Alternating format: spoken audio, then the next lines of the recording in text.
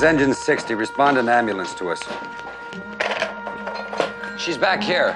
It's a real mystery. She's got all the symptoms of a flu, but I've never seen it as bad before.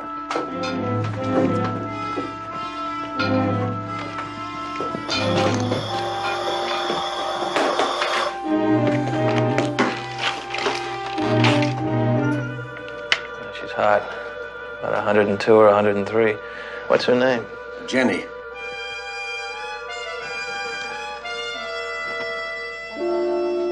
Oh, she's drowsy. Diaphoretic. Her rate's about 90. It's an infection of some kind. Jenny, can you hear me? Do you have any pain anywhere, a headache? My head hurts. My chest hurts too. When did this happen? About an hour ago. No warning. She just collapsed into her chair and started shaking. She vomited quite a bit before you got here, DeSoto. Thanks, Dudley.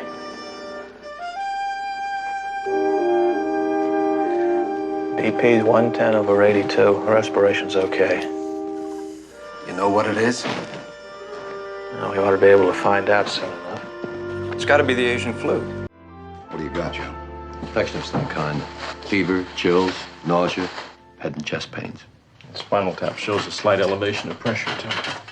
Besides the run-up, get virology to begin a cross-check against positive serum. Right. Calling Dr. Howard. Dr. Fine. Temperature's Dr. 105. Howard. Sudden onset. She was just fine at breakfast. Have you ruled out malaria, encephalitis, brucellosis? Symptoms are more similar to Asian flu, possibly rickettsial fevers. What about polio? She's had the vaccine. What's her history? Clean, except I'm not sure where she's been the past couple of months. All over Southeast Asia. In Health Watch, the first case of China's new and deadly coronavirus has been reported here in the U.S. According to the CDC, the patient is in his 30s and traveled in November to Wuhan, China, the epicenter of the outbreak. He's currently quarantined at a hospital just north of Seattle. So Carter Evans is outside the hospital. It's in Everett, Washington. Carter, what precautions are doctors taking? Well, he's in isolation now, as you said. That is just a precaution. This is Providence Regional Medical Center where he is right now. Health officials aren't releasing the man's name, but they are trying to retrace his steps to determine who else might have been exposed. Guess I'd rather stick to working fires than being a paramedic. We better be going, don't we? Sure would make a good pet, wouldn't he? Thanks.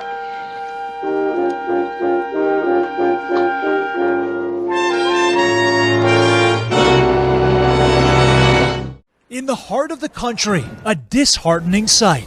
I'm very scared that if this doesn't stop soon, we're going to end up with a much bigger problem. A field hospital built in Milwaukee for COVID patients, while in Oklahoma. Her last words was, "I don't know how this is going to end up."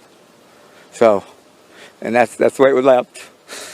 Hospital beds so scarce, 64-year-old Kathy Crone Miller needed a transfer 200 miles away to Fort Worth, Texas. Healthcare systems on the brink, though hope for beleaguered communities not lost. We still have the capability of getting it to level off, but we all have to cooperate. U.S. trends are deeply troubling. On Friday, a new record with more than 79,000 cases in one day. Some 30 states have seen COVID cases spike 25% or more in the last 2 weeks. One model showing 130,000 American lives could be saved through February if we all wear masks. Calling Dr. Howard. Dr. Fine. Dr. Howard. Sharon, why aren't you wearing your mask? Oh, I'm sorry, Doctor. You're taking an unnecessary chance. Not just for your protection. You could be carrying something out of here.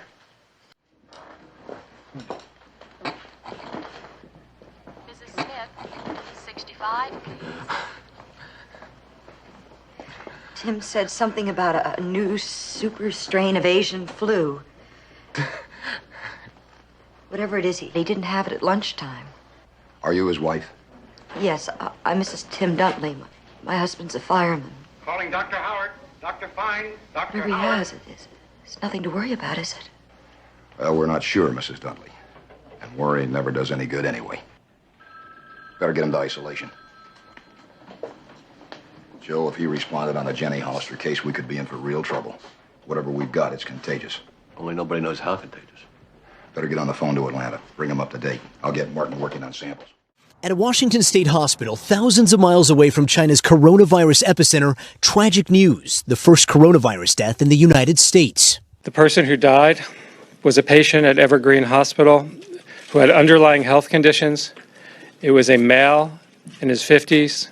The CDC says it was likely community spread, meaning the source of infection is unknown and patients have not recently traveled or been exposed to someone confirmed to be at risk. The death, one of 3 new cases in the state, the other 2 also believed to be community spread and happening at a nursing home there where officials now say there may be an outbreak.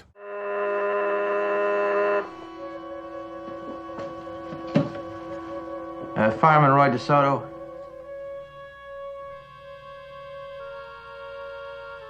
Yeah, I'll pass that on. Tim Duntley just died. Apparently, Jenny Hollister brought back a pet monkey, and Tim Duntley was playing with it the day they brought her in. Calling Dr. Howard. That's Dr. our first Fine, break. Dr. Get someone to Howard. Hollister's right away and bring it in. Well, Mr. Hollister's in the cafeteria waiting for news of Jenny. Then find him. Take him along. Only isolate the monkey as much as possible. I'll tell Dr. Brackett and alert the lab.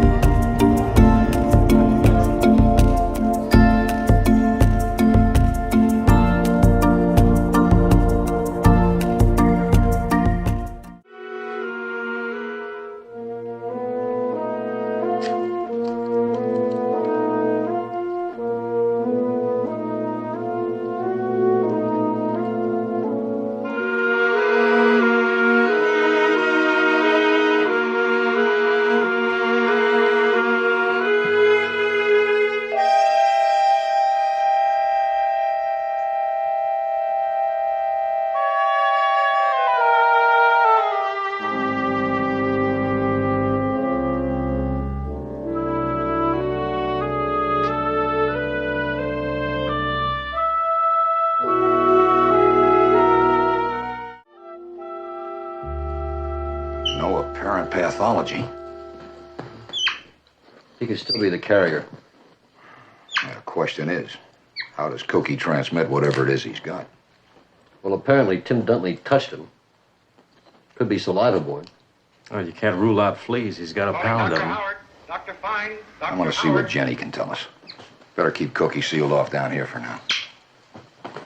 What we did in this study was we looked to try to figure out, based on the genetics of the virus and what we knew about coronaviruses before this, where the virus might have come from. So one thing I can tell you is that this is not a bioweapon. Nobody made this virus in a laboratory. This is a product of nature. What we believe is that the virus, probably a long time ago, originated from a bat species, because there are coronaviruses of bats that are very similar to this new coronavirus, the SARS coronavirus 2. But there are other parts of the virus that look more like other animal coronaviruses. So what we believe is that this is a recombinant. So the virus combined from 2 different species to create a virus that is now infecting humans. Now, we don't know how long the virus was in humans. It could be just a few months, could be years, could be decades. But what we do know is that there are a few small changes that were made in the virus that allowed it to spread more rapidly. We know that the origin of this virus is different than the original SARS virus. That virus was actually a zoonosis. It's a disease that spreads from animals directly to humans. This virus definitely originated in animals, probably bats and some other animals too. You probably heard on the news talk about this spiny anteater that has some viruses that are similar. So what we think is that this virus is a recombinant. It probably came from a bat virus, plus perhaps one of these viruses from the pangolin. It recombined. The genetic material came together. And then it probably spread in humans for a while. We don't know how long. It could have been months, could have been decades of this virus spreading and evolving in some other animal or humans, and then finally just that one little mutation that occurred that allowed it to spread more rapidly. How you doing, Jenny? We've got Koki down in the lab. I wanted to ask you if he'd ever been sick. Yes, just after I bought him. Roger and I, that's the choreographer, found him in a marketplace in Kuala Lumpur. He was an orphan. Then 2 days later, he got a terrible cold. Lasted a week. Do you remember if he had a temperature? I think so. And he threw up a lot. He's all right now, isn't he? Calling Dr. Howard. Dr. Fine. Dr. Howard. But we might have to. There's a possibility we might have to put him away in order to do an autopsy.